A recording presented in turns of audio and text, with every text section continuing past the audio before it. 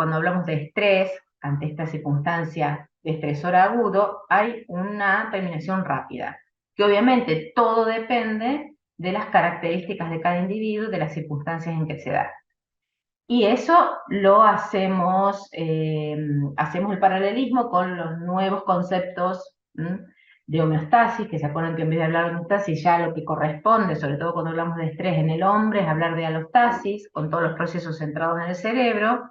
Por eso hablamos de todo lo que pasa a nivel del cerebro, cuando hay un entorno amenazante y se generan nuevos comportamientos y se alteran los procesos fisiológicos para dar respuesta, donde se promueve la adaptación, hablando de adaptación entre comillas, porque es esa adaptación temporal para dar respuesta y permitir la supervivencia a corto plazo.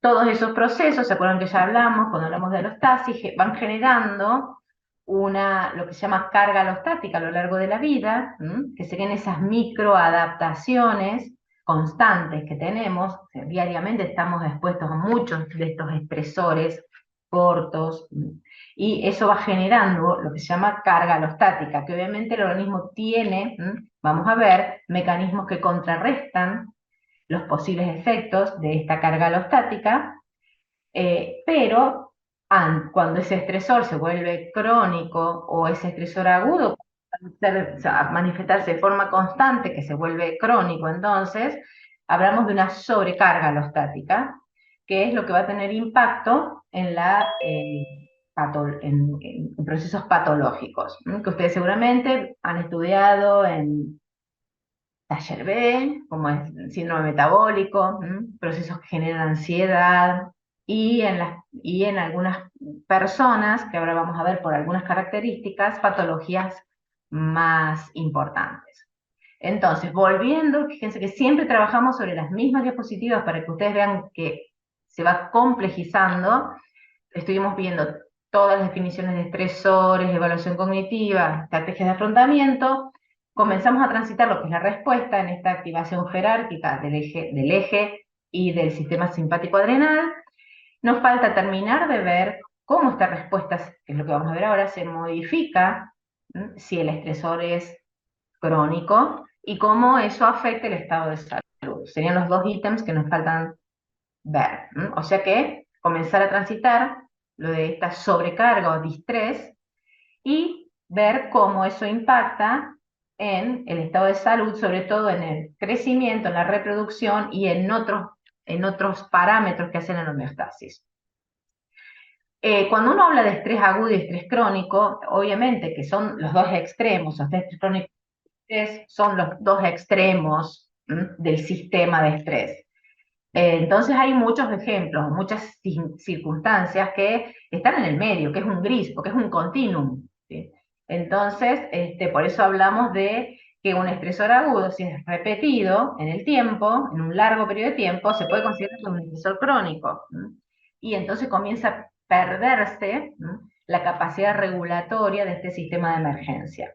Y obviamente que eso depende de lo que hemos visto ya desde el concepto de alostasis, de las variables disposicionales de cada individuo. Siempre volvemos a decir que todo esto depende de las circunstancias y de cada individuo. ¿Por qué de cada individuo? Porque depende de la personalidad, la herencia, la epigenética y el apoyo social que tiene cada individuo en esas circunstancias. Vamos a definir esto que hemos mencionado varias veces, de esas variables disposicionales. Entonces, cuando hablamos de personalidad, vamos a la parte psico, ¿sí?, de este concepto biopsicosocial. Cuando hablamos de la personalidad, estamos haciendo hincapié en la parte psico de esta construcción, y obviamente que cuando hablamos de personalidad se observa a través de las conductas de las personas. Por eso habla de predisposiciones conductuales. Y por eso hablamos de las personas que son más abiertas, de las personas que son escrupulosas o inescrupulosas en todo caso, que son extrovertidas o introvertidas.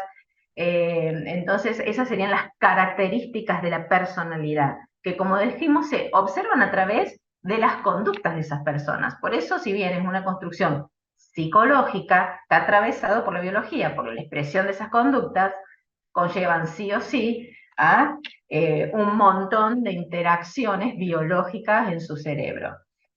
Cuando hablamos de herencia, vamos a... Ustedes ya estudiaron en genética, por eso no vamos a hacer hincapié, pero sí tienen que saber que todo este sistema de emergencia que hemos estado explicando para entender lo que es el estrés, está codificado son rasgos poligénicos que se heredan, y obviamente hay una frecuencia alélica en la población, y que eso depende del tipo de alelo que exprese, hace que el fenotipo sea distinto para esa respuesta. El otro concepto que ustedes también ya vieron en genética, por eso no vamos a hacer tanto hincapié, es el concepto de epigenética, o sea que va a haber a lo largo de la vida del individuo o en la vida intrauterina un montón de factores que impactan a nivel genético, que tienen que ver con el estilo de vida, con la nutrición, con estrés previo, exposición a estrés prenatal o en la infancia, que modifican la expresión de esos genes. Es lo que mencionamos como epigenética. Y obviamente el apoyo social, por eso hablamos de las circunstancias.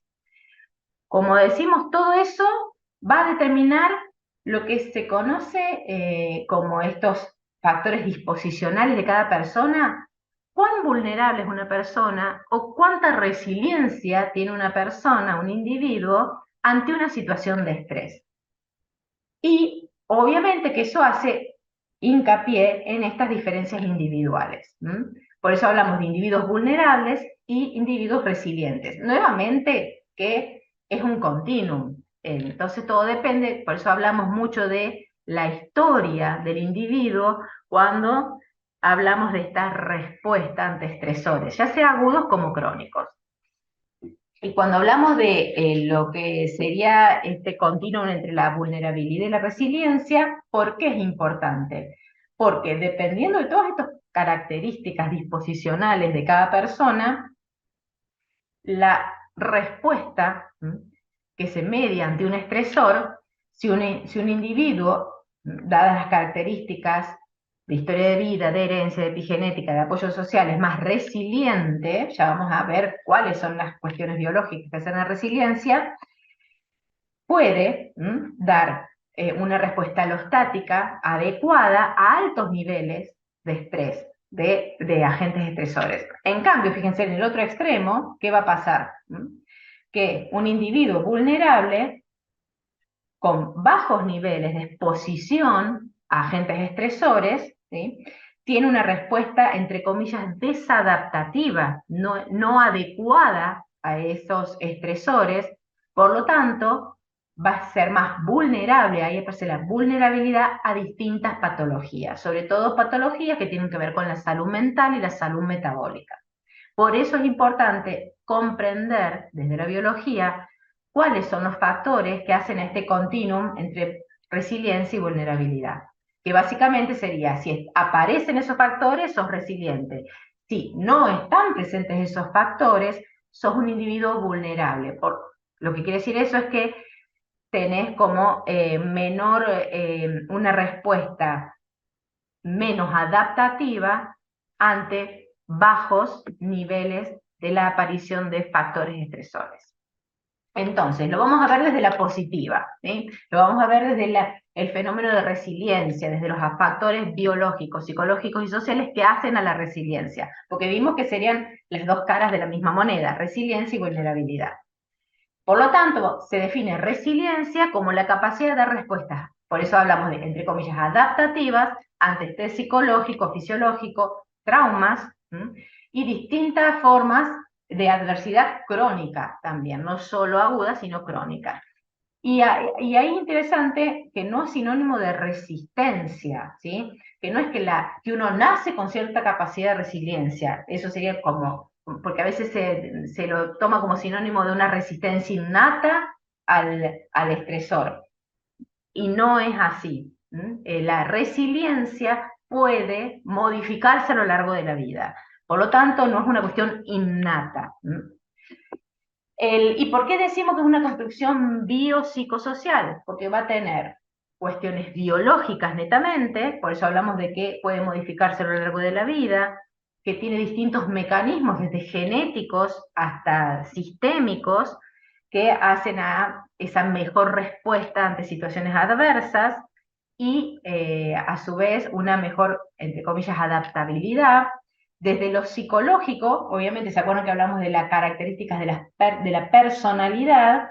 Que es el impacto sobre esta resiliencia, es la forma que entre comillas estaría relacionado con las formas de afrontamiento, sería si ves la mitad del vaso lleno o la mitad del vaso vacío ante una situación estresante. Entonces, o sea, ese otorgamiento del significado a la situación estresante, ¿sí? Si lo convertís en una fortaleza, o sea que transitas hacia emociones positivas a través de lo que ya conocemos de la reevaluación cognitiva, obviamente va a favorecer la resiliencia. Y los factores sociales, que sería la contención de la familia, del entorno, que hacen que impactan sobre lo psicológico y obviamente eso impacta sobre lo biológico. Por eso decimos que se mencionan como tres eventos separados, pero hay un continuum. Y los tres obviamente tienen mecanismos neurobiológicos, ¿sí? Y esos mecanismos neurobiológicos los podemos explicar a través de los circuitos neuronales y los mensajeros químicos que participan de esos circuitos neuronales, que ustedes ya muchos ya los estudiaron, porque sí o sí van a participar los sistemas modulatorios difusos. Por eso ahora vamos a mencionar varias veces a esos sistemas modulatorios difusos y sus mensajeros químicos, y le vamos a sumar varios más. Entonces, dijimos circuitos neuronales que participan de estos mecanismos de resiliencia, tiene que ver con los circuitos neuronales que hacen a los comportamientos de afrontamiento, y cuando hablamos de resiliencia tiene que ver con el reforzamiento de los comportamientos positivos, ¿sí? Y esos circuitos neuronales, cuando hablamos de reforzamiento, siempre estamos hablando, como dijimos, de sistemas modulatorios difusos. Obviamente, cuando hablamos de resiliencia, ¿qué quiere decir? Que principalmente esa característica de mayor flexibilidad cognitiva, de mayor adaptabilidad, tiene que ver con que en todas estas circunstancias la regulación de la corteza impacta sobre la regulación del sistema límbico. O sea, tiene un mayor impacto todos los procesos cognitivos, ¿sí?, y de memoria que están situados en la corteza sobre los que están situados a nivel límbico, que hacen más a la emocionalidad. Y ahí tenemos todos estos circuitos, que ahí hablamos, fíjense que está, acá les puse que está el de recompensa, el de condicionamiento y el de comportamiento social. Son circuitos que dijimos, ¿por qué hablamos de circuitos y mensajeros químicos? Porque tienen varios mensajeros químicos que aparecen acá. Por ejemplo, oxitocina, del que ya hablamos, tiene que ver con cómo participa en esas respuestas de estrés. El cortisol, el CRH, los circuitos adrenérgicos, hablamos del leucocerúleo, o sea, ya muchos de ellos ya hablamos. Todo lo que tiene que ver con la activación del leucocerúleo y la liberación de noradrenalina. Obviamente, los procesamientos corticofrontales, los procesamientos que tienen que ver con dopamina y glutamato, o sea que ya mencionamos prácticamente casi todos estos mensajeros químicos. Y son los que ustedes vayan a repasar de sistemas modulatorios difusos. Principalmente ¿cuáles? Dopaminérgicos, serotoninérgicos, glutamatérgicos y GABAérgicos. Lo que vamos a ver ahora es cómo incorporamos algunos neuropéptidos de sistemas peptidérgicos, que solamente vimos un sistema peptidérgico que participa, que se acuerdan que es la pro-opio-melanocortina. Ahora vamos a incorporar otros péptidos, y la oxitocina, vamos a incorporar otros neuropéptidos, y cómo volvemos sobre el eje hipotálamo hipófisis adrenal, impacta en estos circuitos que hacen a la conducta y al reforzamiento. También cómo impacta sobre el hipocampo y los procesos que tienen que ver con el aprendizaje y la memoria. Entonces, volvemos a hablar del eje hipotálamo hipófisis adrenal, que media todos estos procesos que hacen a la resiliencia, o sea, cómo esto que vimos como un eje, que cuando hablamos de estrés nombramos así rápidamente hipotálamo hipófisis adrenal, se libera cortisol. Bueno, ya vimos que Eso tiene efecto porque ese cortisol tiene receptores a nivel del sistema nervioso central.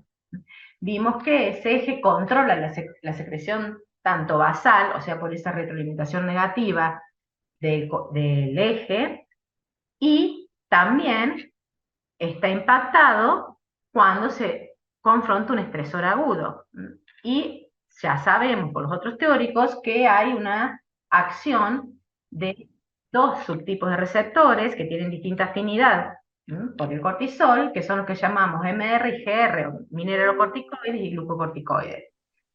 Obviamente que vimos que unos participan más en esa respuesta basal, normal, y otros participan en la regulación de la respuesta de estrés. Entonces, ¿qué tenemos? Estamos hablando ahora de esta respuesta adaptativa, la que ya conocemos, que hemos estado hablando hasta ahora, del estrés agudo, y ahí observamos que en ese estrés agudo, ¿se acuerdan que el concepto de estrés agudo, que ante el estresor, cuando desaparece el estresor, la respuesta es corta, que dura unas horas nada más, y entonces sí vemos que esta activación del eje es limitada por esa retroalimentación negativa, que es lo que se ve acá. Aumenta el nivel de cortisol, retroalimentación negativa del eje funciona adecuadamente en este estrés agudo, que sería esto que está marcado acá como respuesta adaptativa. Ahora ustedes ven acá que cuando hablamos de crónico, fíjense que hablamos de años, que durante años se puede mantener una secreción de cortisol, eventos traumáticos, nuevamente, hasta que fíjense que decae el nivel, esto se llama agotamiento adrenal, pero fíjense que el eje acá dice años, no dice días, semanas. Fíjense que en estos son cortos, o sea que estás expuesto a varios durante todos los días de la vida, muchos factores estresores agudos. El resto sería lo que llamamos distrés o estrés crónico. Esos niveles de cortisol se mantienen altos durante meses y años, hasta llegar a, después de varios años, a lo que sería el agotamiento adrenal, que ya estamos en una patología. La cuestión es que cuando estamos ante estas situaciones de estrés crónico, este eje, si ustedes lo analizan, fíjense el tamaño de la flecha, porque es el mismo eje, ¿sí? Hay señales estresoras, la diferencia es que se mantienen constantes en el tiempo. Fíjense qué pasa con los niveles de liberación de CRH. Ya sabemos que mientras esté presente el estresor, CRH, las neuronas que liberan CRH en hipotálamo están activas. Por lo tanto, está activo el eje. Pero, ¿qué pasa? Fíjense qué pasa acá, que están tachados los niveles de retroalimentación negativa. Ven que aparecen que esos receptores de glucocorticoides que se estimulan ante aumentos del cortisol, cuando ese cortisol está aumentado constantemente, no funciona, entre comillas, no funciona. Ya vamos a ver qué les pasa. O sea que hay dos cambios. Aumento constante de CRH, lo que hace que se aumenten los niveles de cortisol, pero no funciona la retroalimentación negativa. Por lo tanto, en ese estrés crónico, ¿qué está pasando? ¿Se acuerdan que ¿se acuerdan cuando hablábamos que constantemente el área singular anterior es el que compara las probabilidades de que el evento concuerde con lo esperado, y cuanto más brecha hay entre lo esperado y lo que pasa, más activo está esa área singular, y de allí parte hacia el ceruleus, hacia el hipotálamo, y se activa toda esta respuesta.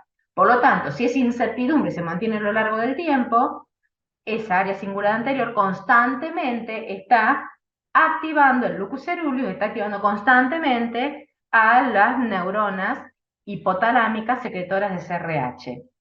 Por lo tanto, se entra en un estado de hipervigilancia, porque aumentan los niveles de noradrenalina constantemente, se mantienen altas, y una hiperactividad del eje.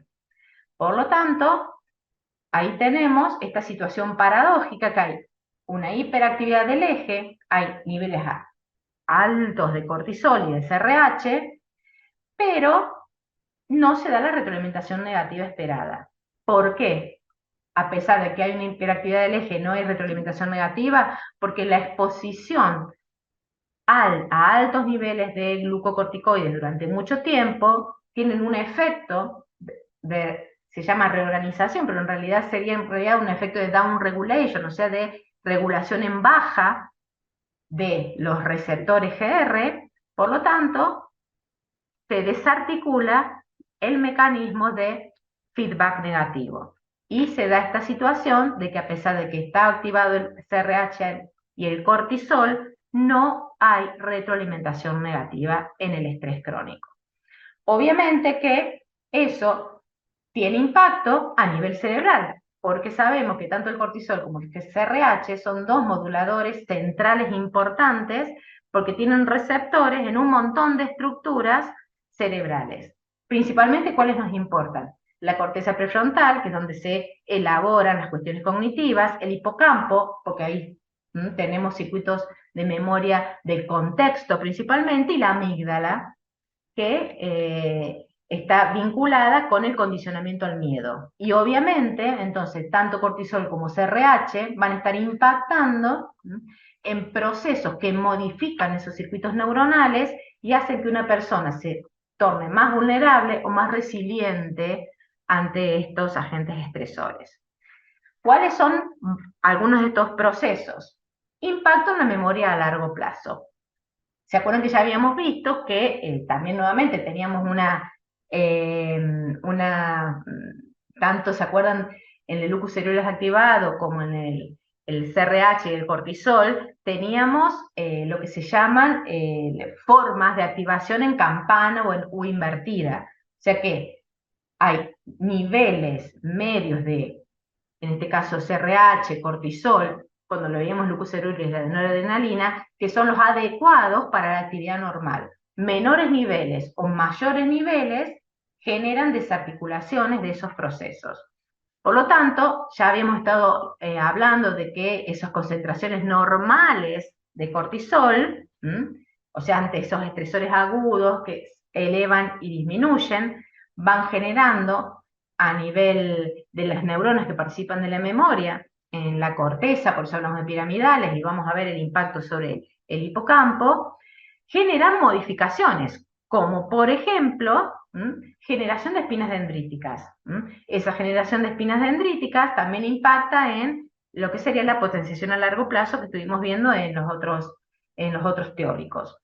Eso se da normalmente cuando tenemos estos niveles altos por momentos y que bajan, porque los niveles altos de cortisol facilitan el long-term potentiation, tanto sobre todo glutamatérgico, en las neuronas piramidales, en esos penachos que habíamos visto en las otras clases de las neuronas piramidales, mayor desarrollo de penachos, y eso genera mayor número de desarrollo de espinas dendríticas, y que esas espinas dendríticas tengan un cuello desarrollado, participan activamente de los procesos sinápticos.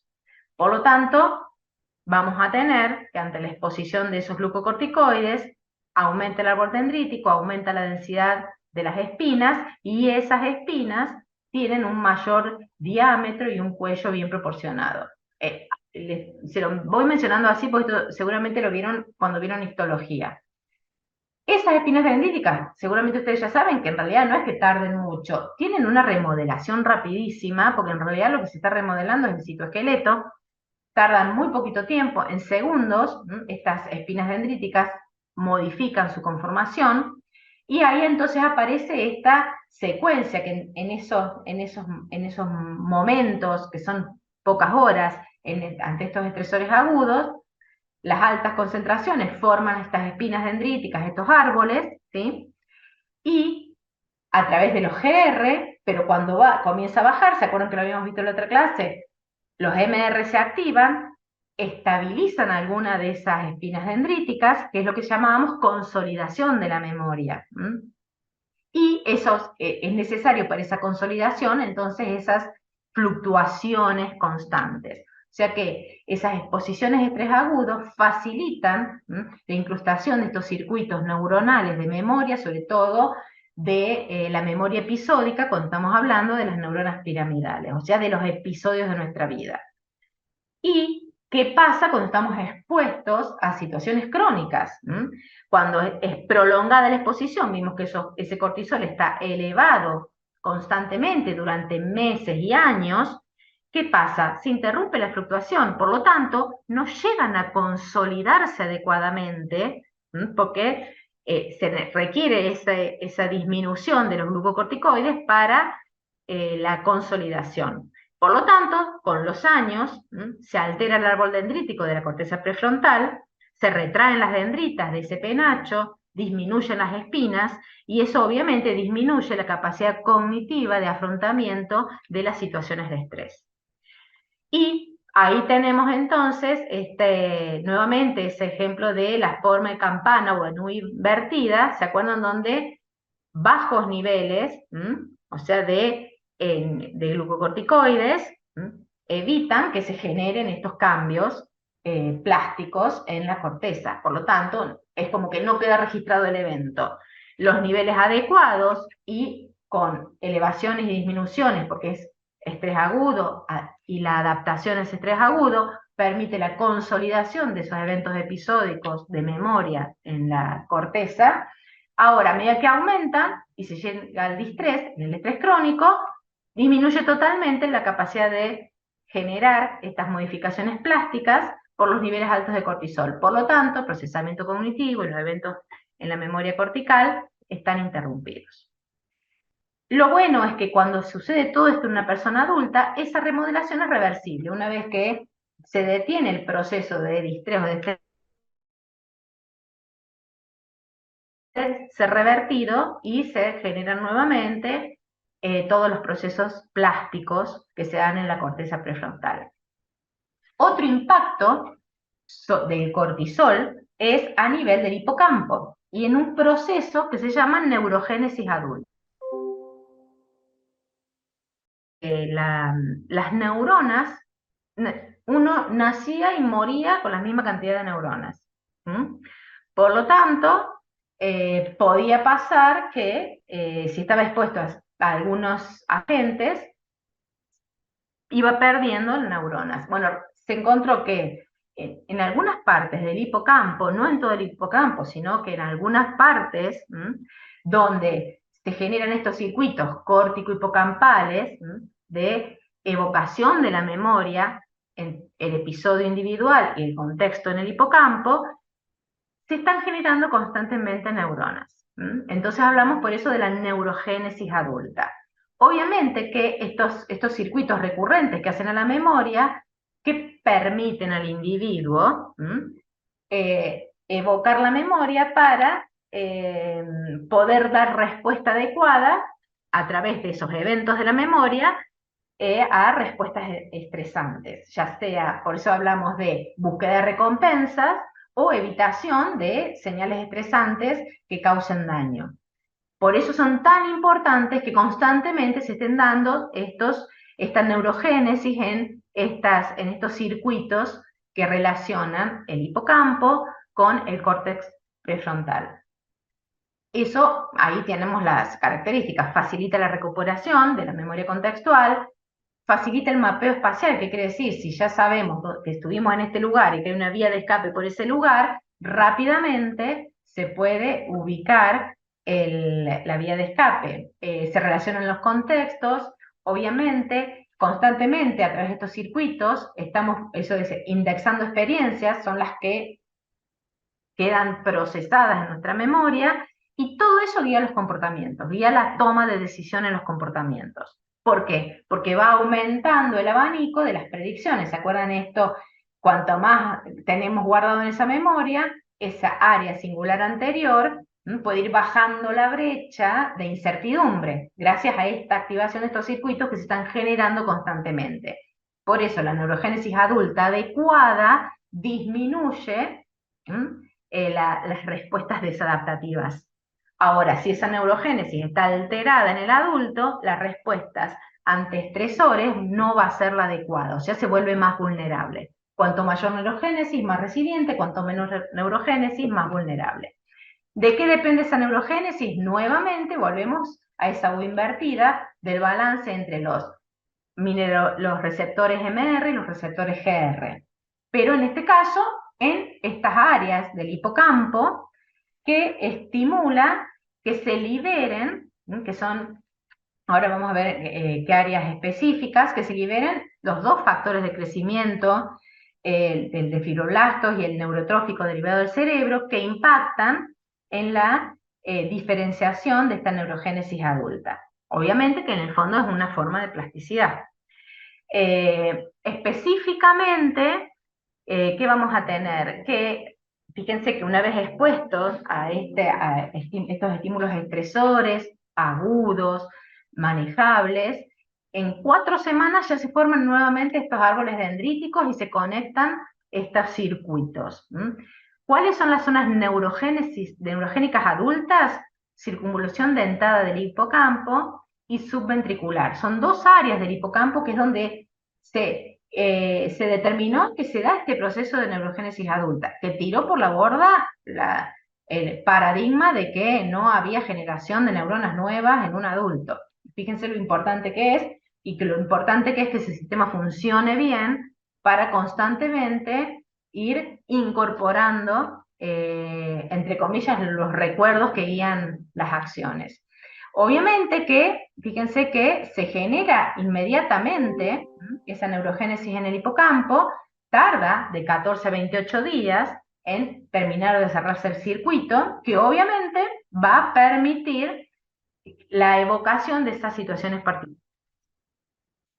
¿Y qué pasó? Que esas eran las zonas neurogénicas clásicas. Se encontró que hay otras zonas neurogénicas en el adulto, que fíjense, si ustedes ven, habla de corteza prefrontal, hay algunas áreas, cuerpo estriado, sustancia negra y amígdala. Si nosotros nos ponemos a pensar en los circuitos que tienen que ver con esas estructuras, estamos hablando de circuito córtico límbico dopaminérgico, que tiene mucho que ver con el reforzamiento de conductas. Por lo tanto, fíjense que ahí cierra que en todas estas regiones hay neurogénesis adulta, eso facilita la búsqueda de recompensas y los comportamientos guiados por esta memoria, donde si se desarrollan adecuadamente, hay resiliencia. Si no se desarrollan adecuadamente, ante modificaciones por el estrés crónico, vamos a ser vulnerables a las respuestas. Entonces, fíjense que tenemos en la formación hipocampal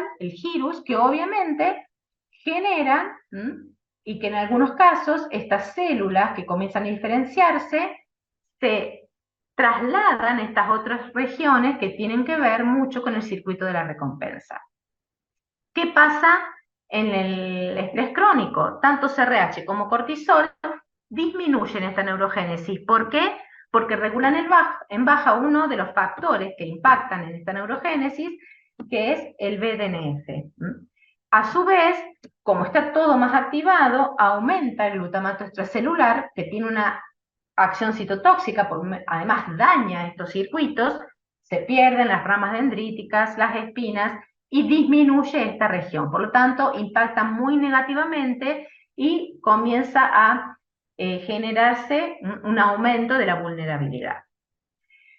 No solamente tiene impacto este estrés crónico en estas regiones hipocámpicas de neurogénesis adulta, sino también tiene donde disminuye la neurogénesis, por lo tanto, disminuye la identificación de contexto, disminuyen estos circuitos con la corteza para recuperar la memoria episódica, todo eso que dificulta el procesamiento cognitivo, en el fondo, ante un estresor. También este estrés crónico disminuye el árbol dendrítico en la corteza prefrontal, por lo tanto, disminuye la capacidad de procesar la información nueva y de reconocer el cómo se puede afrontar estas situaciones. Por lo tanto, hay muchas situaciones que se ven como a gran amenaza debido a que estos circuitos están alterados. Eso hace que nos volvamos vulnerables. Y otro impacto importante de estos altos niveles de cortisol, principalmente durante largos periodos de tiempo, es que A la inversa de lo que pasa en el hipocampo y en la corteza prefrontal, que es la disminución de el árbol dendrítico, de la neurogénesis, en la amígdala basolateral y en el córtex orbitofrontal, que se acuerdan, el orbitofrontal es el que está valorando la situación. Hay una expansión de las dendritas, hay un aumento de las espinas dendríticas ante el estrés crónico, porque en ese lugar aumenta la expresión del BDNF. Impacto sobre las conductas, obviamente tenemos aumentada la amígdala, que es la que detecta el miedo, y lo que puede dar respuesta, que es el córtex prefrontal y el hipocampo, están disminuidos. Por lo tanto, esas personas se vuelven vulnerables ante estas situaciones y van a dar respuestas que no son las adecuadas, aumentando los niveles de miedo y agresión. Ante una situación que una persona resiliente tiene mayor capacidad, dado que mantiene sus circuitos hipocámpicos frontales de forma adecuada. Este estrés crónico, dijimos que tiene mucho que ver con también en qué etapa de la vida está afectando. Recién hablábamos de la neurogénesis adulta, pero también el estrés crónico se puede dar en los neonatos. O sea que el neonato que es apartado de su madre, el neonato que termina siendo maltratado, los niños que viven en familias sustitutas, pero que no tienen buenas experiencias, ni les digo en hospicios, todo eso genera estrés crónico en estos niños, que impacta en qué también, en la sinaptogénesis durante esa etapa de vida, sobre todo entre los 2 y 4 años, que es donde hay una aumentada sinaptogénesis. Obviamente que así como vimos que la neurogénesis disminuye en el adulto por este estrés crónico, este estrés crónico también disminuye la sinaptogénesis, en este caso, o sea, las conexiones sinápticas de varios circuitos, principalmente hablamos de hipocampo, corteza, y obviamente que el registro, las experiencias en ese primer año de vida influyen en la plasticidad sináptica. Durante la infancia, ¿qué pasa? Pasa a ser el estrés que se vive en el ambiente escolar, en el ambiente de los amigos. El bullying actualmente sería una forma de estrés crónico en estos niños. Por lo tanto, justamente todo el cortisol va a estar afectando nuevamente estos circuitos de procesamiento y haciendo esto mismo, disminuyen la corteza prefrontal, disminuyen el hipocampo, pero aumentan los circuitos en órbita frontal y amígdala. Por lo tanto, ¿sí?, va a tener una detección mayor de estas amenazas, estos niños expuestos a estrés crónico durante su desarrollo. Otro periodo vulnerable, obviamente, la pubertad y la adolescencia, porque ahí se le suma que hay una reorganización, porque en esa pubertad hemos visto que aumentan un montón de hormonas suprarrenales y gonadales que impactan en la plasticidad neuronal y se genera acá como lo muestra acá, así como hay sinaptogénesis, que hay pico entre los 2 y 4 años, se activa esa sinaptogénesis, dado ese microambiente neuronal, nuevamente en la pubertad. ¿Qué pasa si además se suman este estrés crónico con los niveles de CRH y cortisol aumentados? Los circuitos de recompensa que se vinieron construyendo mal si ya estaba ese niño expuesto antes, con esta amígdala aumentada, la órbita frontal aumentada, se genera constantemente una mayor activación de la corteza orbitofrontal y un funcionamiento de los circuitos de reforzamiento, recompensa o reforzamiento castigo, que serían las dos formas. Ustedes ya vieron el teórico de conducta de aprendizaje condicionado, de forma vinculado al miedo y vinculado a los estresores. Y eso impacta directamente ¿Se acuerdan en la ínsula, que se acuerda que tenía que ver con la interocepción, que sería el reconocimiento de uno mismo y su entorno? Y eso termina afectando el control. La corteza prefrontal tiene algunos circuitos de disminución. La amígdala aumentada, es como que la amígdala pasa y funciona mucho más efectivamente ante un estresor que el procesamiento cognitivo. Por eso el control de arriba hacia abajo decae y se ve más un control de abajo hacia arriba. A su vez, durante todos estos años de estrés crónico, obviamente que hay una gran disminución del desarrollo del árbol dendrítico, la planificación, o sea, todas esas funciones ejecutivas que ustedes estudiaron y de la memoria de trabajo que permite realizar cada actividad, están deprimidas. Y eso es lo que hablábamos de que suprime la actividad de la amígdala, no llega a suprimirla. Por lo tanto, ese efecto top-down de regulación hacia la amígdala no es efectivo. El hipocampo también reduce la cantidad de neuronas, la tasa de neurogénesis disminuye, por lo tanto, estas interacciones con la corteza prefrontal para guiar conductas está totalmente alterada, y hay que sumarle que el eje hipotálamo hipófisis adrenal se genera un aumento de las sinapsis excitatorias sobre las TRH, por lo tanto, bajos niveles de amenaza ya activan el eje, ¿sí? Eso se llama maduración aberrante del circuito, y entonces se da una hiperactividad del eje, que se puede mantener en el adulto. Fíjense que todo eso modifica mucho la respuesta, o sea, te hace vulnerable ante el estresor. También hay impacto si ese estrés crónico lo sufrió la madre durante el desarrollo del feto. Y ahí entonces está lo que hablábamos de la epigenética, porque también los glucocorticoides de la madre van a afectar el desarrollo del cerebro en el feto, principalmente, nuevamente volvemos al sistema límbico, parte de la corteza y el eje. Por lo tanto, en ese adulto va a estar alterado debido a esa remodelación de la cromatina. ¿Se acuerdan que lo que se condensan y esos genes pueden no expresarse, o sea, cambia la expresión de esos genes, no es que muten ni nada, y eso afecta nuevamente todo lo que estamos viendo hasta ahora. O sea, una mayor activación del eje hipotálamo hipófisis adrenal, una menor capacidad de procesamiento cognitivo del estresor.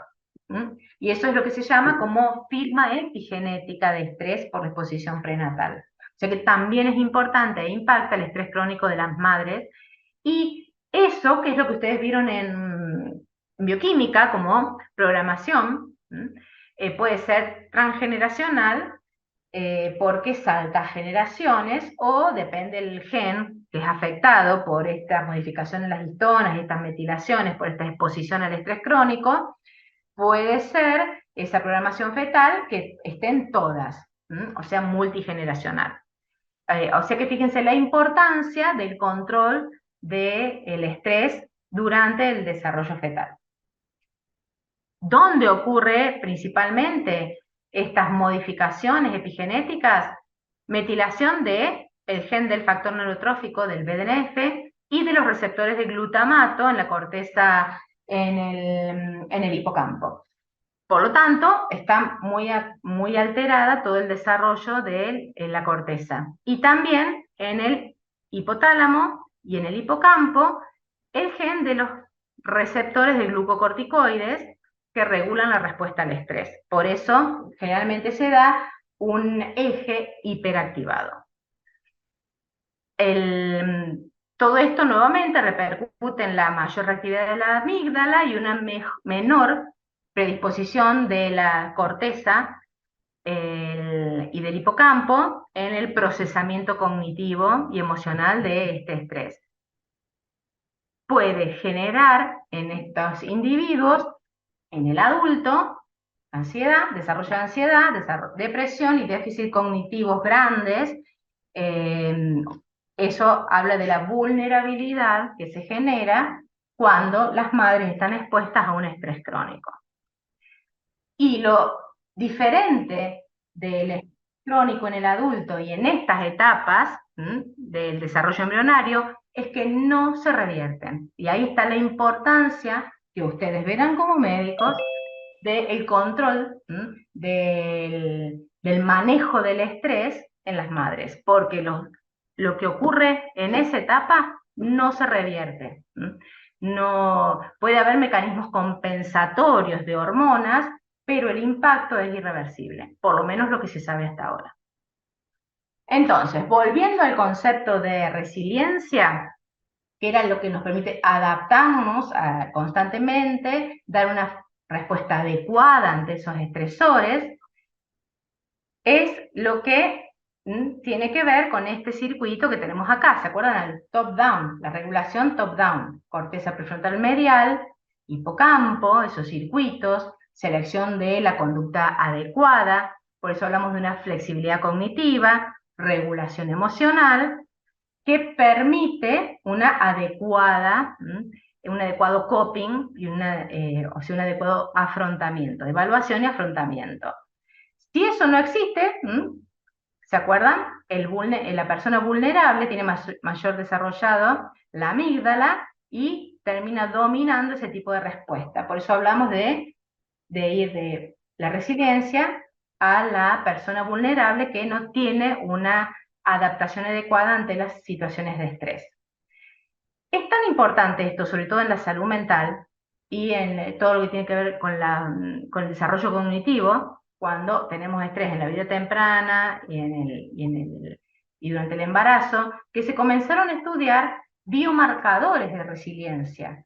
Hay un montón de componentes de estos circuitos, acá están enlistados porque en la próxima imagen hay un montón de siglas, entonces para que ustedes ubicaran. Acá hay un montón de los que ya hemos estado hablando, receptor de dopamina, CRH, cortisol en cabello, serotonina, receptor de oxitocina, porque todos, que bioquímicamente se busca conocer cómo están, si están elevados, si están disminuidos, eso nos va a dar idea de la capacidad de resiliencia o de la vulnerabilidad. Hay otros que no los hemos mencionado, fíjense, quimiosinas, interleuquinas, proteína C reactiva, sistema inmune, sí, porque tiene una relación directa, que es lo que vamos a ver en la clase que viene, el sistema inmune, con la respuesta al estrés. Un montón de proteínas que tienen que ver con lo estructural y otros mediadores químicos que son los que vamos a ver ahora, porque por eso le puse en la anterior, están todos estas siglas explicadas. Nosotros solamente vamos a ver cuáles nos importan de esos marcadores, porque son los que hacen la resiliencia, que son los que mencionamos como mecanismos de contrarregulación. Opioides endógenos, endocannabinoides, neuropeptidoides, urocortinas y DEA, que es lo que vamos a ver ahora como mecanismos de contrarregulación. Así como en la hemostasia tenemos que se activa la cascada de coagulación y paralelamente la fibrinolítica, bueno, en el sistema de estrés, vamos a llamarlo así, se activa la respuesta, ya en el estrés agudo, lo que esperamos, respuesta de emergencia, del eje y en el sistema nervioso simpático adrenal, paralelamente se activan cascadas o vías de contrarregulación, que fíjense que no son pocas. Por eso aparecen como importantes para detectar cómo están esas vías de contrarregulación, porque si están disminuidas somos vulnerables, si están aumentadas somos resilientes. Y sobre todo le importan a los diseñadores de fármacos. ¿Por qué? Porque son los que atenúan la ansiedad, atenúan algunas psicopatías que se activan en las personas vulnerables ante un estresor crónico. Opioides endógenos, obviamente que a ustedes les suenan mucho, porque son los que tienen que ver con, ¿se acuerdan? La proopiomelanocortina. Habíamos hablado que de la proopiomelanocortina teníamos la beta-endorfina, la metencefalina. Después hay otras preprohormonas que van a liberar otro tipo de encefalinas y una preprodinorfina, y esos serían el conjunto de lo que se conoce como opioides endógenos. Y esos opioides endógenos, o sea que son todos pequeños péptidos que se sintetizan. Hay otro, ustedes pueden llegar a encontrar otro grupo de opioides endógenos que son la familia de la nociceptina. O sea que son como familias de péptidos que se sintetizan de la misma preprohormona. Y están estas neuronas que sintetizan en distintos lugares del cerebro. Fíjense que tienen impacto sobre el lucus ceruleus, importante en la activación de la atención y de los niveles de vigilancia en el estrés. También los tenemos, obviamente, que ya lo hemos visto, en el hipotálamo y en la hipófisis, PONC, que tiene también impacto en ¿dónde? A nivel hipotalámico en la liberación de CRH. Y ahí encontramos distintos subtipos de receptores. Por lo tanto, estos opioides endógenos van a regular o modular la magnitud de la activación del eje y de la actividad simpática, activando, regulando el hipotálamo y el lucus ceruleus. Y por las estructuras en donde se encuentran los receptores de estos opioides endógenos van a tener efecto en las conductas. Fíjense que siempre hablamos de conductas, porque son las que hablábamos que se expresan ante estas situaciones de estrés. Fíjense cuando vemos la ubicación de los receptores, están ubicados prácticamente en todo el cerebro. Y ya vemos que hay distintos subtipos de receptores, delta, mu, kappa. Entonces, vemos también que estos subtipos de receptores, además de estar ubicados en todo el cerebro, tienen distinto nivel de afinidad dependiendo el tipo de opioides, o sea que beta, endorfina y metencefalina activan principalmente los mu, la met y leuencefalina los delta y la dinorfina el kappa, o sea que también tienen una afinidad distinta por cada subtipo de opioide. Cuando hablamos de la endorfina, ¿por qué es importante? Porque participa principalmente en las respuestas agudas de estrés.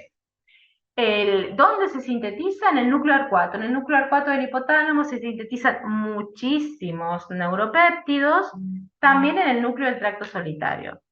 Y de allí las fibras van a inervar muchas de las estructuras de los circuitos de recompensa. Principalmente ¿cuáles? Área tegmental ventral, que libera dopamina, parte del circuito corticolímbico dopaminérgico, y núcleo accumbens, que si ustedes ya vieron el control motor, el núcleo accumbens es una pequeña estructura que sería la interfaz entre el sistema límbico y el sistema córtico-estriado pálido cortical, o sea que está transfiriendo información para ver qué programa motor se selecciona. Fíjense entonces lo importante que se libera y impacta en estos circuitos de recompensa. A nivel del eje, también tiene receptores que disminuyen la actividad del eje y disminuyen la actividad del lucus ceruleus.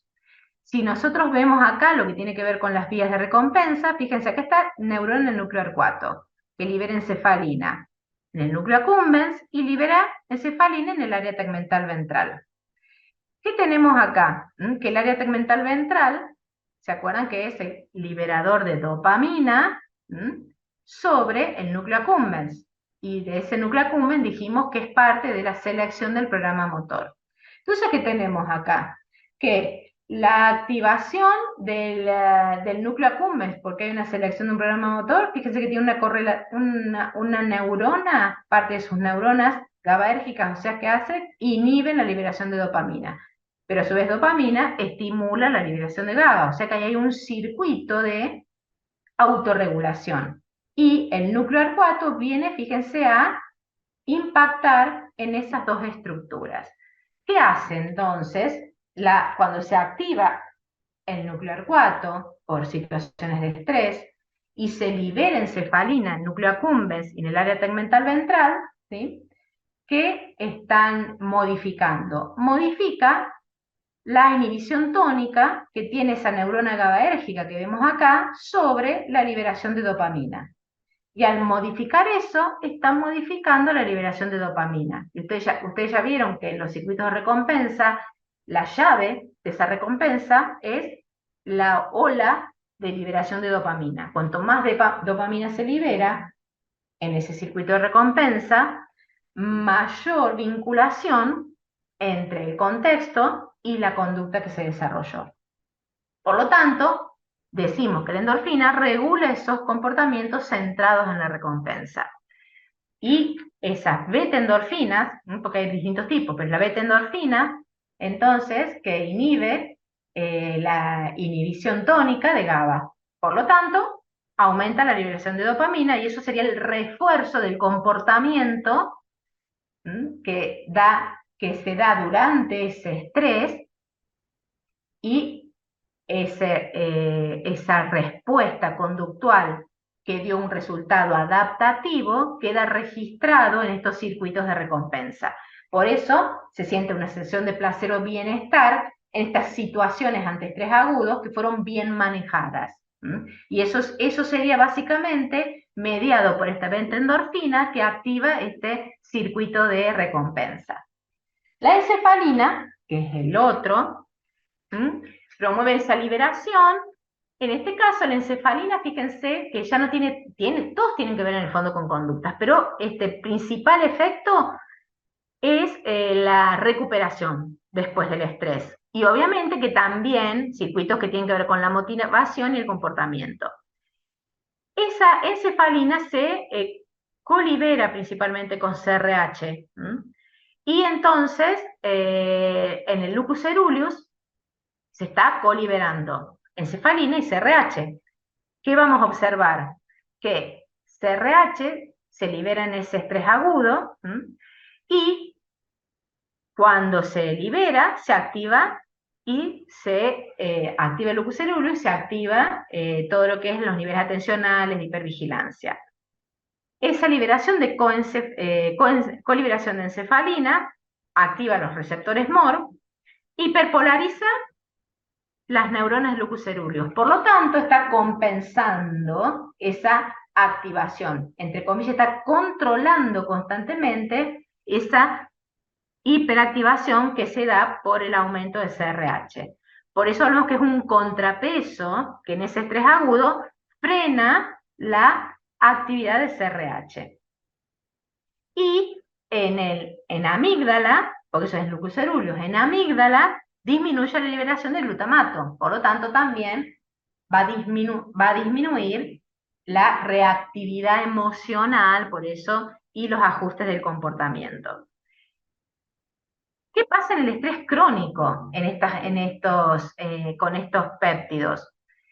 Se da en el estrés crónico, vieron que muchos ya venimos viendo que cuando se aumenta la exposición de un mediador a sus receptores, esos receptores terminan regulándose en baja. La sobreexposición termina dándose una down regulation, dice exposición en baja, o internalización.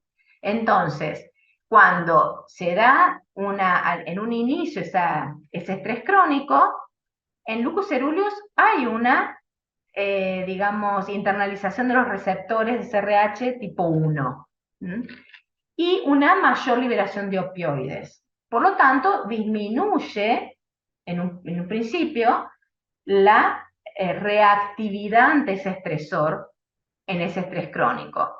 Pero ahora, si ese nivel de opioide aumenta durante mucho tiempo, modifica los circuitos neuronales, por eso hablamos de una secuencia de procesos. Se puede dar un proceso de tolerancia, porque como la opioide en ese caso aumenta en este estrés crónico, ¿qué va a pasar? Sus receptores tienen regulación en baja. Y ahí empieza entonces cuando esa persona se vuelve vulnerable a que como no se registra esa respuesta de reforzamiento, entre comillas, placentero, se vuelve vulnerable al abuso de opioides. Por eso ahí es la vulnerabilidad hacia las adicciones en estrés crónico. Obviamente que la otra consecuencia es que este sistema de excitación del lucus ceruleus se vuelve entonces más sensible a los factores estresantes. Entonces, un factor estresante, estábamos al fondo de la curva de vulnerabilidad, apenas se generan factores estresantes, se da una hiper respuestas del lucus ceruleus. Así que fíjense que en este caso, este balance entre cefalina y CRH en el estrés crónico tiene distintas etapas dependiendo el tiempo de exposición a ese estrés crónico. Y el último péptido que teníamos acá es la dinorfina. Dijimos que todos estos son como contrapartes de la activación de CRH, de lucus ceruleus. Por lo tanto, también vamos a tener que tiene impacto en estas vías, pero en este caso principalmente en las vías que tienen que ver con las conductas, el procesamiento emocional, la motivación y la toma de decisiones, porque esos receptores de dinorfina están principalmente ubicados en accumbens, estriado, y el área tegmental ventral. Nuevamente mencionamos componentes importantes de ¿qué? De las conductas de reforzamiento. Por lo tanto, en este caso, cuando se activa, fíjense, cualquier situación que active, aumenta el estrés, aumenta la actividad de la amígdala, se aumenta la liberación en el área tegmental ventral y hay aumento de la actividad. En el hipotálamo lateral también, en el núcleo accumbens también. Todo también lleva a que en el área tegmental ventral se libere dinorfina, que tiene actividad a través del receptor kappa y ¿qué hace? Hace que se compense la hiperactivación del área tegmental ventral ante esta situación de estrés. Y nuevamente recaemos en el área tegmental ventral.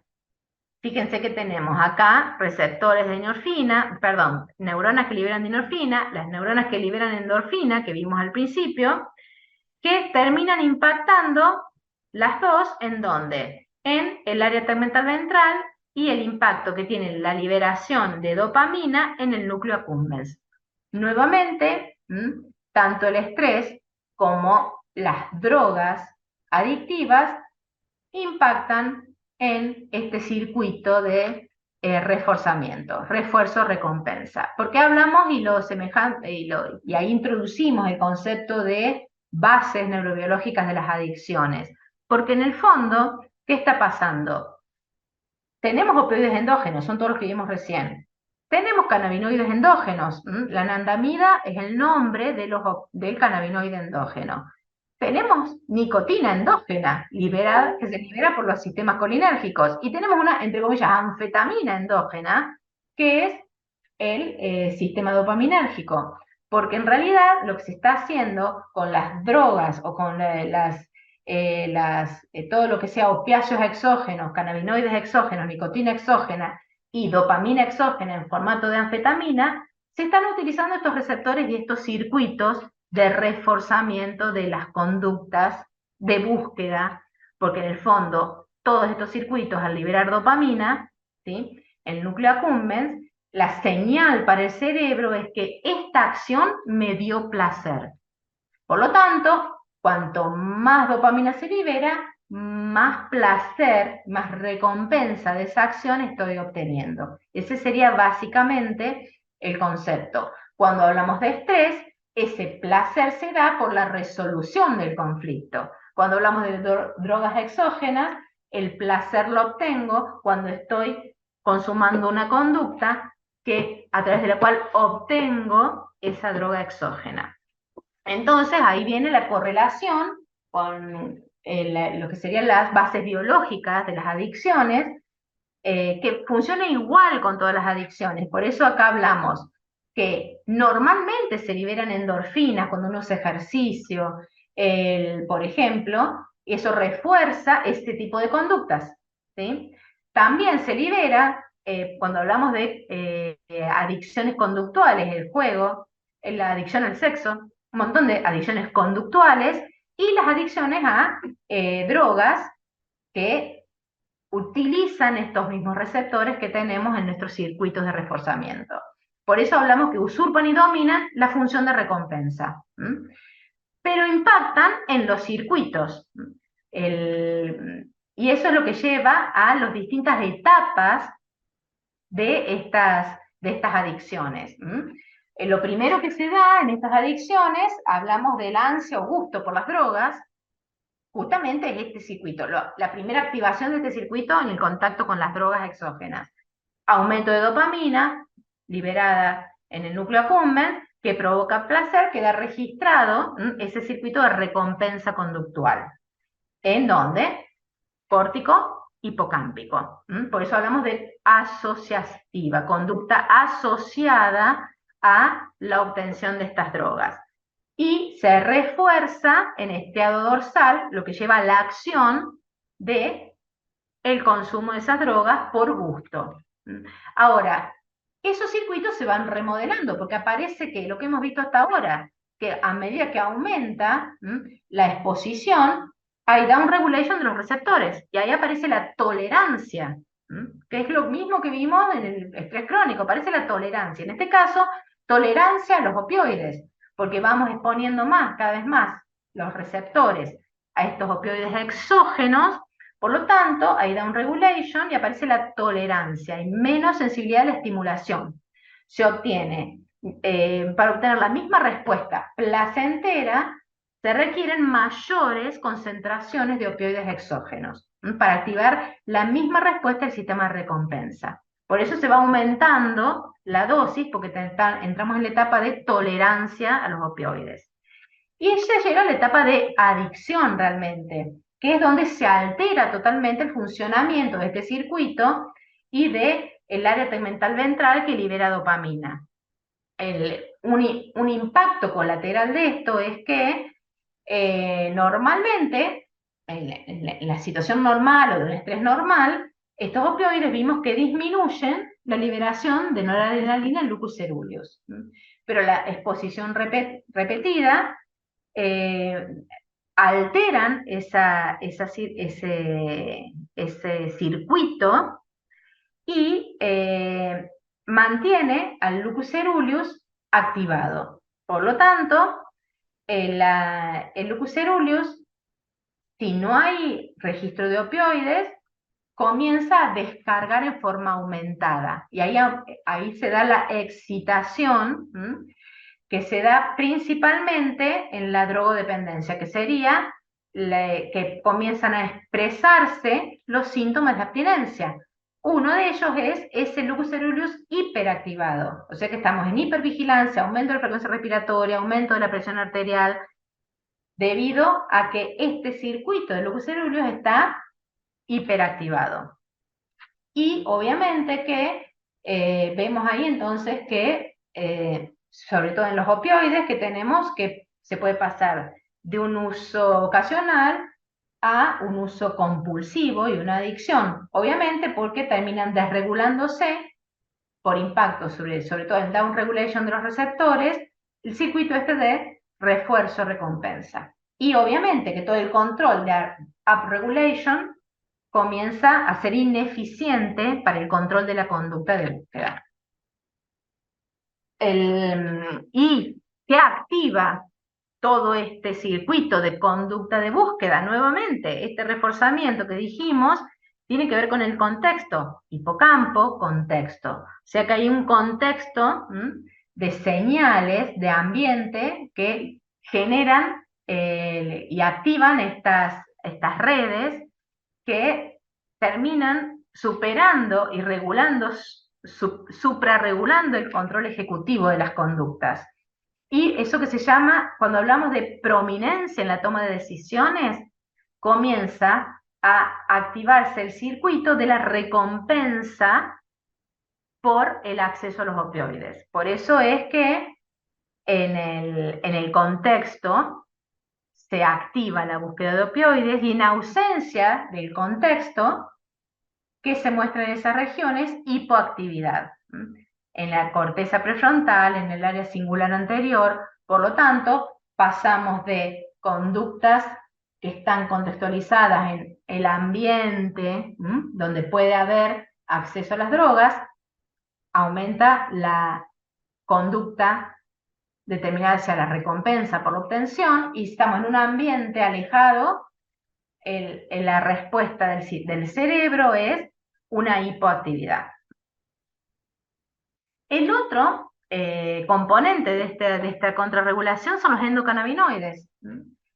Obviamente son los que conocemos, que se unen a distintos receptores que están en el cerebro, que son los mismos cannabinoides que conocemos del cannabinol, que proviene como un fitoquímico de la marihuana. Obviamente que el cerebro produce, por eso hablamos de endocannabinoides, que son eicosanoides. Cuando usted ve la palabra eicosanoide, ¿qué quiere decir? Que son moléculas pequeñas que provienen de la ruptura de los lípidos de membrana. O sea que tenemos principalmente dos endocannabinoides, que las siglas son AEA o anandamida, y el 2-AG, que fíjense que habla de 2-araquidoliglycerol. O sea que ambos provienen de la ruptura de los lípidos de membrana. ¿De qué membrana? Fíjense, hablamos de una membrana postsináptica activada. Entonces, esto es algo totalmente distinto a lo que estamos viendo.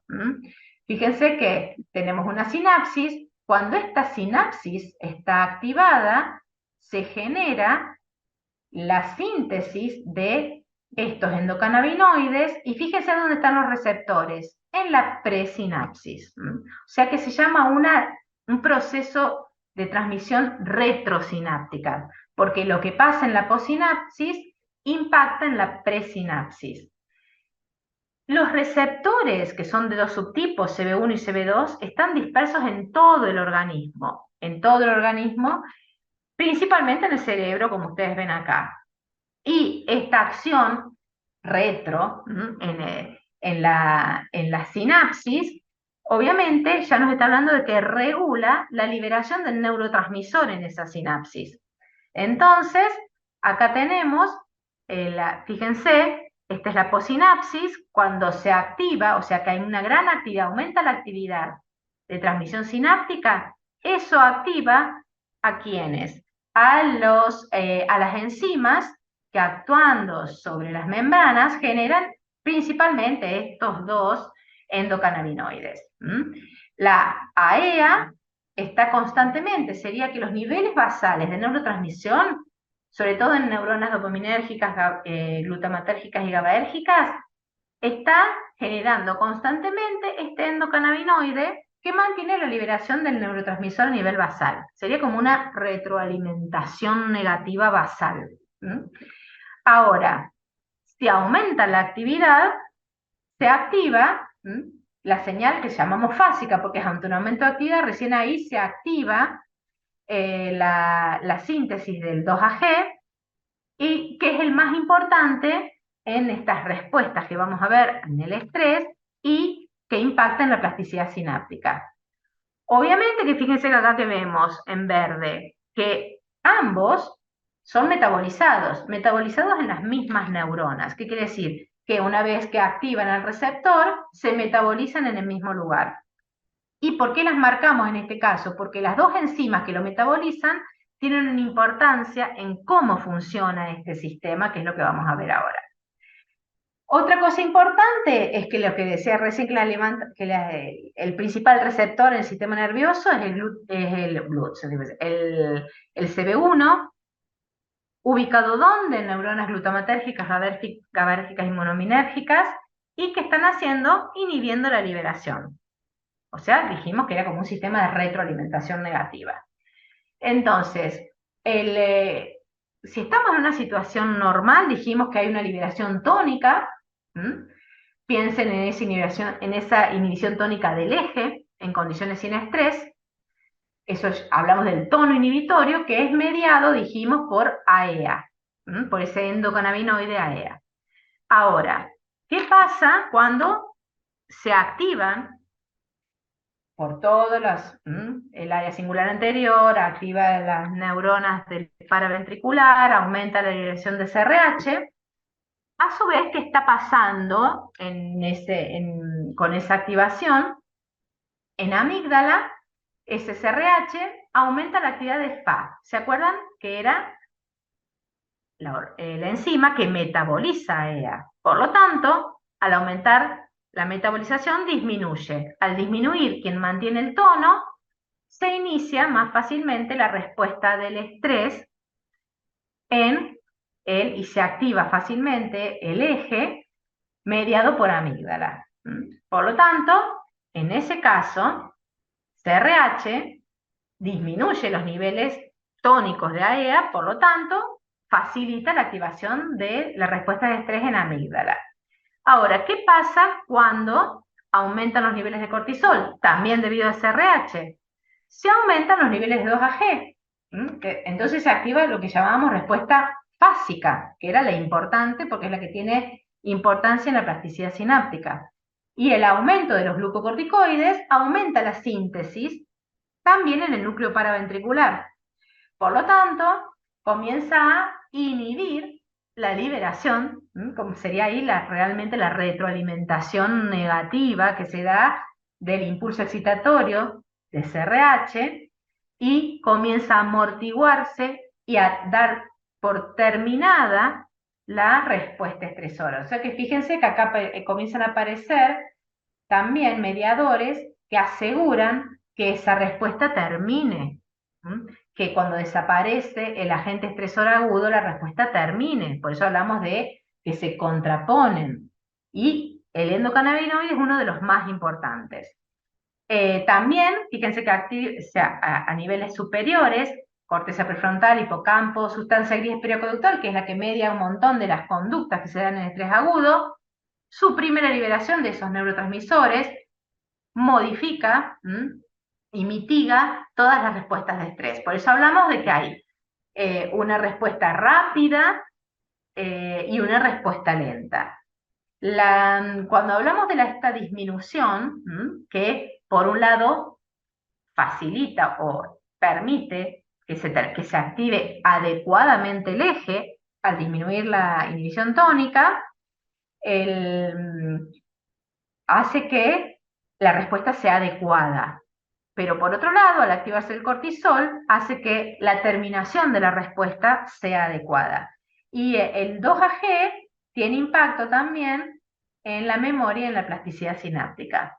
Por lo tanto, también activa varios circuitos. Por eso hablamos de una respuesta rápida que inicia, hace que el inicio sea el adecuado, y la respuesta retrasado lenta, que hace que la terminación sea la adecuada. Por lo tanto, son fundamentales porque si está alterado, principalmente la generación de 2-AG, la terminación no es la adecuada, por lo tanto, somos individuos más vulnerables ante los estresores.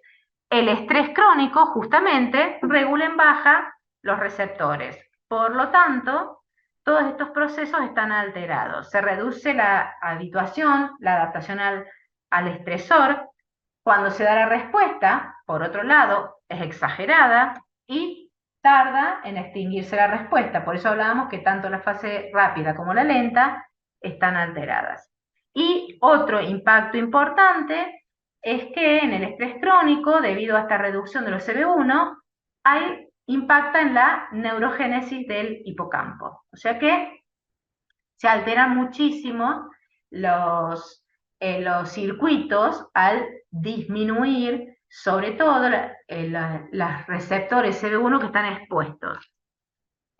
Y si es máxima esto, se desarrolla lo que se conoce una de las mayores deficiencias y que tiene impacto en la salud mental, que es la anedonia, que sería que el circuito de recompensa, entre comillas, desaparece en su funcionalidad.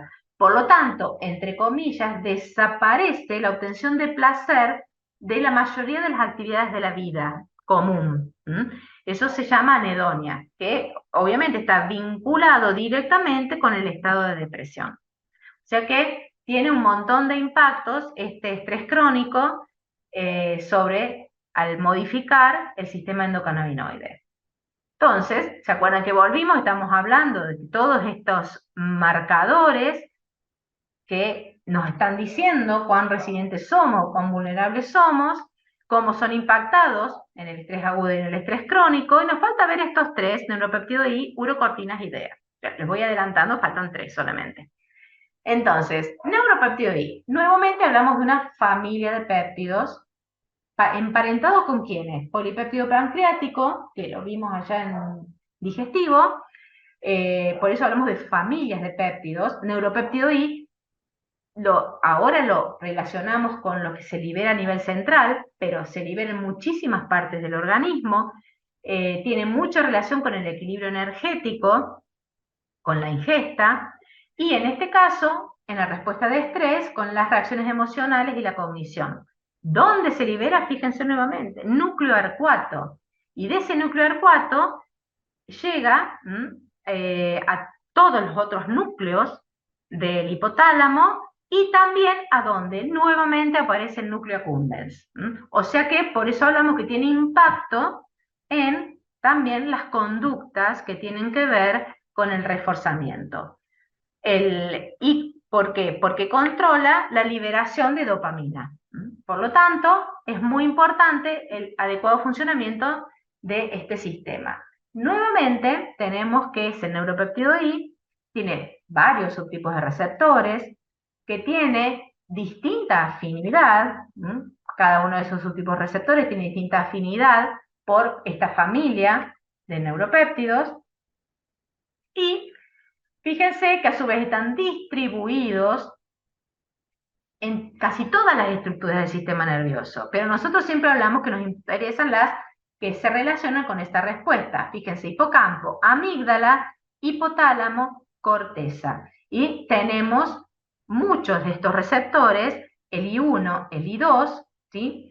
Principalmente, y el I5, en esas estructuras. O sea que participan en los circuitos que tienen que ver con la respuesta de estrés y las conductas que se generan. En este caso, nuevamente dijimos que es como la contracara, y ahí lo que vemos es que nuevamente el neuropéptido I se libera en forma retardada al CRH. Y principalmente en estas situaciones de estrés se libera en amígdala, hipocampo. Por eso hablamos, fíjense en esta imagen, acá se libera CRH, y tardíamente, cuando está ya decayendo CRF, se libera el neuropéptido I. Por lo tanto, sería el freno, por eso, entre comillas, funcional al aumento de activación de estas neuronas por CRH en amígdala e hipocampo. Por eso hablamos que regula principalmente los comportamientos emocionales. ¿Y cómo los regula? Fíjense, acá tenemos las neuronas, que en realidad son del núcleo arcuato, que inervan amígdala basolateral, amígdala central, lucus ceruleus. Y fíjense que en todos los casos van a impactar en las neuronas que controlan, en el caso de glutamato, que ¿se acuerdan que cuando se activaba la basolateral, activa la central y genera conductas y respuestas? Y en este caso, el lucus ceruleus, la liberación de norepinefrina. O sea que constantemente está contrarrestando, en este caso el neuropéptido I, la hiperactivación que genera CRH en amígdala y en lucus ceruleus. Por lo tanto, vamos a tener ahí esa interacción, va a suprimir, en realidad contener la actividad para que no se genere un estado de ansiedad, o sea que esa hipervigilancia que se genera en el lucus ceruleus pasa a ser un estado de ansiedad, por ejemplo. O en la amígdala, que en las conductas que se dan por el miedo no se tornen en conductas agresivas. Ahí está la importancia de este neuropéptido I. Obviamente que en el estrés crónico, sobre todo en el estrés postraumático, es muy importante porque se genera un déficit de este neuropéptido I, por lo tanto hay sensibilización al miedo, se generan conductas de ansiedad, por estos, al no estar en el neuropéptido I, estos dos ejemplos que dimos en amígdala y en lucus ceruleus, pasan a ser manejados por la respuesta rápida de CRF, porque esto que aparece acá retardado de CRH, que disminuye la actividad, desaparece. Entonces, también impacta en la corteza prefrontal, vimos en la amígdala, en el hipocampo, ¿sí? Sí, al disminuir el neuropéptido I, sobre todo lo que es referido al miedo contextual se hace mayor, y hay una disfunción también del eje hipotálamo hipofisodrenal, o sea que, y un aumento, sobre todo por el efecto del glucoceruleos, de la activación simpática. Todo eso serían las consecuencias del estrés crónico, y cómo entonces el estrés crónico media una disminución de la secreción de neuropéptido I, y eso hace que la persona sea más vulnerable en las respuestas al estrés. Las urocortinas son otro conjunto, otra familia de neuropéptidos relacionadas con el CRH. O sea que hay una gran molécula que tiene relación entre la CRH y las urocortinas, que también ustedes lo pueden encontrar en los libros como urotensina, porque en realidad lo más importante, o lo que más estudiado hay, es que como están también en todos lados, principalmente en riñón, vasos, corazón, por eso el nombre original era urotensina. Después se encontró que era de una misma familia de los péptidos de CRH, por lo tanto se pasaron a llamar urocortinas. ¿Dónde están en el sistema nervioso? En todas las estructuras que hemos estado viendo hasta ahora, que tienen que ver con la respuesta en el estrés. Y en un montón, acá le puse todo el resto fíjense que están en prácticamente todos los tejidos. Estas urocortinas comparten receptores con el CRH. ¿Se acuerdan que el CRH tiene dos subtipos de receptores? CRH1 o receptor tipo 1, que es el más importante porque es el que media la activación del eje a través del CRH, y el 2. Fíjense que al activar el 2, media la contracara, o sea, media la recuperación de esa situación de estrés. Nuevamente aparece que todo esto se explica porque tienen distinta afinidad a esos receptores. Centralmente la respuesta está en el subtipo urocortina 1, que fíjense que actúa a través de los dos receptores, pero es mucho más afín, o sea que quiere decir que con bajos niveles de urocortina 1 se activa fácilmente el receptor 2, que media la recuperación. ¿Y cómo media la recuperación? Obviamente que dijimos que participan se sintetizan de las preprohormonas semejantes en el hipotálamo, por lo tanto, cuando se activa la liberación de CRH, también se activa la liberación de urocortina 1. La diferencia es el tiempo.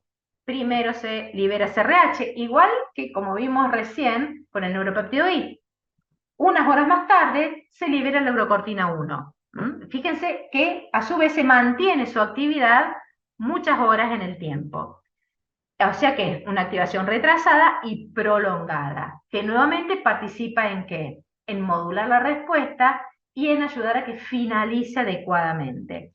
La urocortina 2, que también participa, el impacto principalmente es en la síntesis y liberación de las catecolaminas de la médula. O sea que también tiene un impacto de efecto ansiolítico, digamos, al disminuir la actividad del sistema simpático adrenal.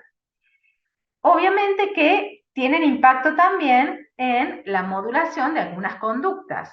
¿Por qué? Porque también están en neuronas serotoninérgicas y en neuronas glutamatérgicas de la amígdala. Por lo tanto, también terminan regulando la expresión de las conductas, modulando que esas conductas no sean exacerbadas.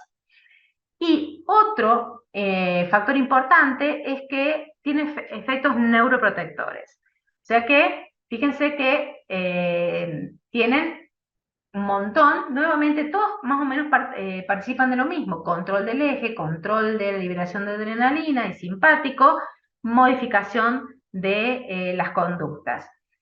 En el estrés crónico hay un aumento de la expresión de la urocortina 1, que es la que más efecto tiene, y en este caso esa expresión favorece que el estrés crónico no sea tan nocivo. Nuevamente, último, fíjense que son un montón de mediadores que hacen a esta contracara de las respuestas, o sea que median la finalización y la modulación de la respuesta de estrés. Está el DEA, que ustedes ya lo conocen porque lo vieron en pubertad, porque al inicio de la pubertad, cuando se activa todo el eje de las gónadas, se activa y participa en esa activación los que llamamos andrógenos suprarrenales. Resulta que en el estrés, cuando se activa el eje, también se activa, además de la liberación de cortisol, la liberación del DEA, en donde ya sabemos que es en la zona reticular, se activa la liberación de DEA.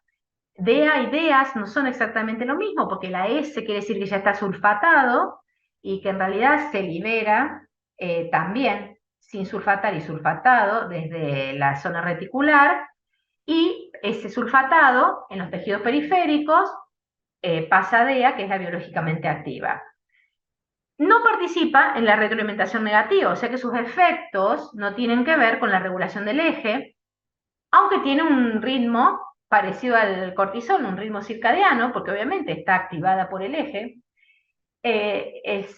circula, porque estamos hablando, ya no hablamos del cerebro, que hablábamos de neuronas que liberaban, sino que estamos hablando de un mediador periférico que va a impactar en el cerebro. Es liposoluble, por lo tanto, circula 96% unido a albúmina. Y ese otro 4% es el que atraviesa la barrera hematocefálica y termina impactando a nivel central. Hay una cosa importante que es que dijimos que tiene una liberación circadiana, que en este caso de 8 de la mañana a 18 horas disminuye, pero acá lo importante es ver cómo, fíjense que fue dosado en distintos grupos etarios, fíjense cómo decae la liberación de DEA a lo largo de la edad. O sea que esta contracara del estrés, este factor que disminuye los efectos del estrés, se va perdiendo con la edad. A partir de los 40 se pierde mucho. Y ¿cómo realiza? Obviamente que tiene a nivel, como se libera a nivel periférico, tiene efectos en casi todos los sistemas, sistema inmune, en el hueso, en la función endotelial, en la función sexual. A nosotros nos interesa la función central, porque es lo que impacta en la regulación del estrés, de la respuesta de estrés, y a nivel central puede hacer sus acciones. El mecanismo de acción a nivel celular en las neuronas se da principalmente porque es un modulador alostérico, o sea, no es que tenga un receptor particular, sino que modula alostéricamente a otros receptores. En el caso del receptor GABA, es un antagonista. En el caso del receptor de NMDA, ¿se acuerdan? Principal receptor de glutamato, también lo regula y a través de él facilita la plasticidad neuronal. Fíjense, el crecimiento de neuritas, la neuroprotección, y también tiene efectos antiinflamatorios a nivel central. Por otro lado, también inhibe la apoptosis, o sea que es un modulador alostérico importante. Por eso, y al ser tan pleiotrópico, o sea, activar tantos mecanismos y ser tan protectivo, y que encima a partir de los 40 años decae totalmente, ustedes lo pueden encontrar de venta libre en las farmacias. Otra razón por la que es muy importante que lo conozcan, porque es de venta libre en las farmacias. ¿Qué pasa cuando hablamos del estrés? Cuando hablamos de estrés, lo importante es que el registro de cómo el DEA impacta en la respuesta de estrés es la relación que mantenga con el cortisol. Por eso hablamos de un índice cortisol-DEA. O sea que la cantidad de DEA en función de la cantidad de cortisol es lo que determina el efecto más que el DEA en sí mismo. Y obviamente que si vemos en la edad, fíjense lo que pasa. Sabemos que el DEA disminuye y el cortisol puede llegar a aumentar, sobre todo en las situaciones de estrés. Por lo tanto, esa tasa no es beneficiosa a lo largo de la edad. Eso hace que los efectos deleterios del estrés tengan mayor impacto en las personas de mayor edad. Y también se relaciona mucho con sería la capacidad de respuesta ante situaciones ante los distintos niveles de estrés. Por eso hablamos de una situación de alarma, sería básicamente como un estrés agudo. El cortisol y el DEA se liberan en forma, digamos, equimolar, casi paralela. Por lo tanto, se asocia con un buen rendimiento, o sea que los efectos deleterios que se podrían generar son contrarrestados por el DEA. Ahora, si es bajo el cociente, ¿qué quiere decir? Que el DEA supera, en cierta forma, los niveles de cortisol, hay un nivel excelente de amortiguación de los efectos del estrés. Lo que pasa generalmente en las personas mayores de 40 años, por lo que vemos, es que hay un alto cociente cortisol-DEA, porque los niveles de DEA naturalmente disminuyen y los niveles de cortisol en la respuesta de estrés aumentan. Por lo tanto, cuanto menos DEA hay y más cortisol se libere, es un predictor de posibles problemas de ansiedad y depresión. ¿Por qué? Justamente porque dijimos que modula alostéricamente los receptores GABA, los receptores NMDA, potencia las acciones de glutamato, por lo tanto se pierde esa potenciación de las acciones de glutamato que participan de la evaluación cognitiva, de las conductas de afrontamiento. Facilita la acción de receptores de crecimiento, de factores de crecimiento en el sistema neuronal, desaparece ese sistema de protección con la edad, y también tiene un efecto antidepresivo al actuar sobre receptores opiáceos, neuroesteroides sigma 1. Por lo tanto, eso también se pierde. Disminuye entonces la capacidad de plasticidad neuronal y la capacidad de respuesta con la edad y con la disminución de este DEA. Por eso es que lo encontramos en todas las farmacias como un factor de venta libre. Y se lo considera un factor importante en lo que se llama la neuroquímica de la resiliencia. Cuanto el balance cortisol-DEA es mejor, mayor es la capacidad de resiliencia. Si el cortisol aumenta, el DEA disminuye, entramos en la zona de vulnerabilidad. ¿Qué pasa con el estrés crónico? Obviamente los niveles de DEA declinan mucho, los de cortisol se mantienen muy elevados durante mucho tiempo. Estamos justamente en el nivel que predice problemas de depresión y ansiedad. Y llegábamos, ¿se acuerdan las primeras gráficos que vimos? Cuando eso se mantiene mucho, podemos llegar a este nivel, que es cuando el agotamiento adrenal, que ya es prácticamente una patología, donde los dos niveles caen.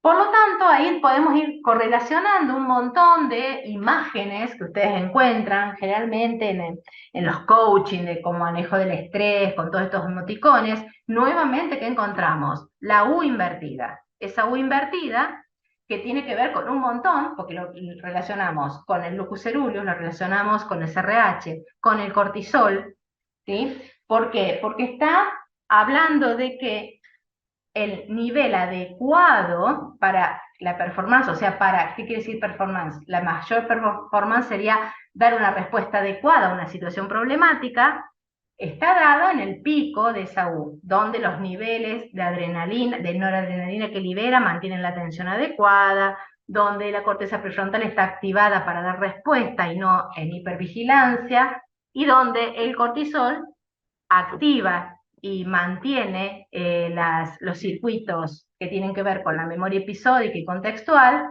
sin desarmar por los efectos del cortisol elevado, donde ya estaríamos entrando en el grado 4, sería en la fase de zona de pánico. O sea que fíjense que todo esto que ustedes pueden ver en distintos manejos del estrés de coaching tiene cada una de estas palabras, un fundamento en la neurobiología.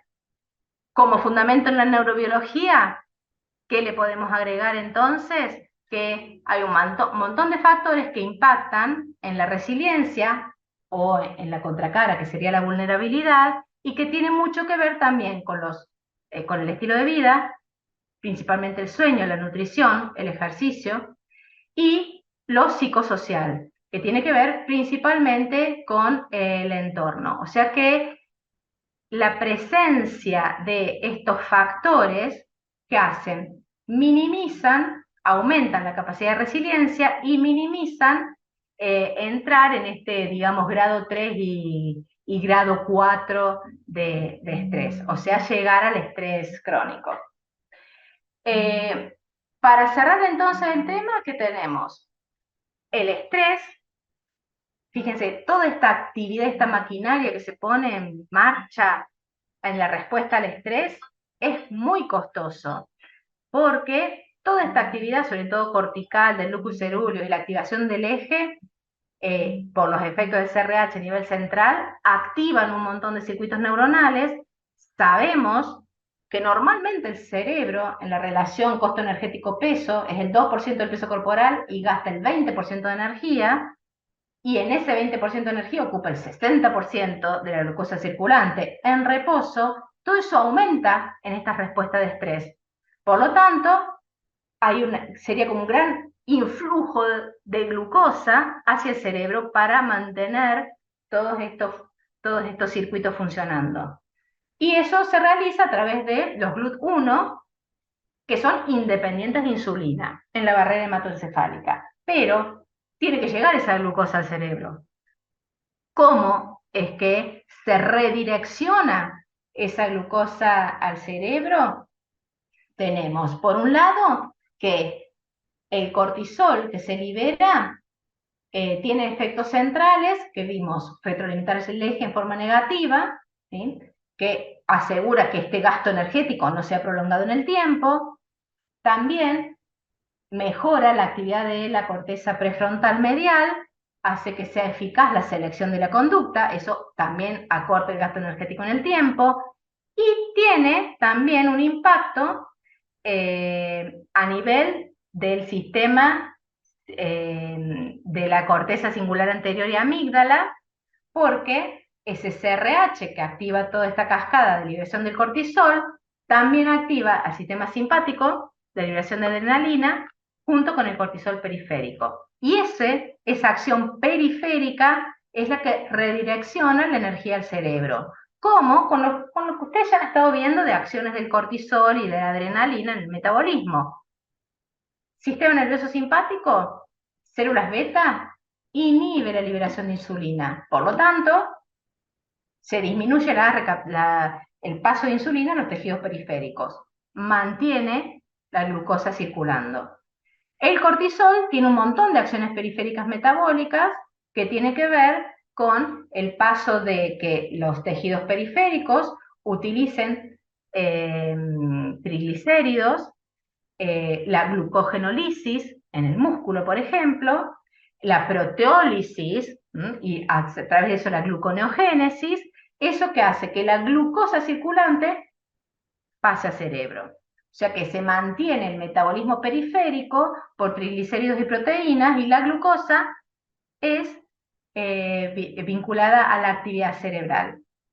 Y también ese sistema simpático y la adrenalina, también lo que están haciendo es mediar las acciones cardiovasculares que se activan durante esta respuesta de estrés, como vimos, aumento de la frecuencia cardíaca, aumento de la presión arterial. Por lo tanto, todo esto es lo que también se utiliza para medir la carga alostática. O sea que hay una forma de saber si un paciente está expuesto o sobreexpuesto a niveles de estresores que hagan que esa carga alostática pase a ser una sobrecarga alostática y tenga impacto ahora o en un futuro sobre el estado de salud, y es a través de la medida de 10 marcadores. Y ustedes ya conocen entonces, por todo lo que hemos estado viendo, los fundamentos fisiológicos de por qué esos 10 marcadores son los adecuados. Cortisol urinario, excreción urinaria de norepinefrina, fíjense, durante la noche, está repetido perdón, nivel sérico de DEA, de epinefrina y norepinefrina, perdón, de DEA, o sea, todo esto lo sabemos, cortisol, norepinefrina, epinefrina y DEA. Acá aparecen como medias y sistema simpático y esa adrenalina, la presión arterial, la relación circunferencia cintura-cadera, lo vamos a ver la clase que viene, porque está relacionado con el manejo metabólico y el impacto sobre el colesterol y la relación colesterol total HDL. Estos tres los vamos a ver sus fundamentos la clase que viene. Y obviamente hemoglobina glicosilada, que está relacionada con la cantidad de glucosa que está circulando constantemente. O sea que fíjense que ustedes ya conocen, tienen los fundamentos de por qué estos 10 marcadores, faltan analizar profundamente el 7, el 8 y el 9, pero si ustedes vieron síndrome metabólico, ya los pueden, en el taller B, ya los pueden correlacionar, que es lo que vamos a ver en la clase que viene. Por lo tanto, en la clase que viene vamos a terminar de ver cómo este estrés crónico termina impactando en homeostasis, que sería el ejemplo del síndrome metabólico, reproducción y crecimiento. Y entonces ahí terminamos de correlacionar con un montón de otros funcionamientos.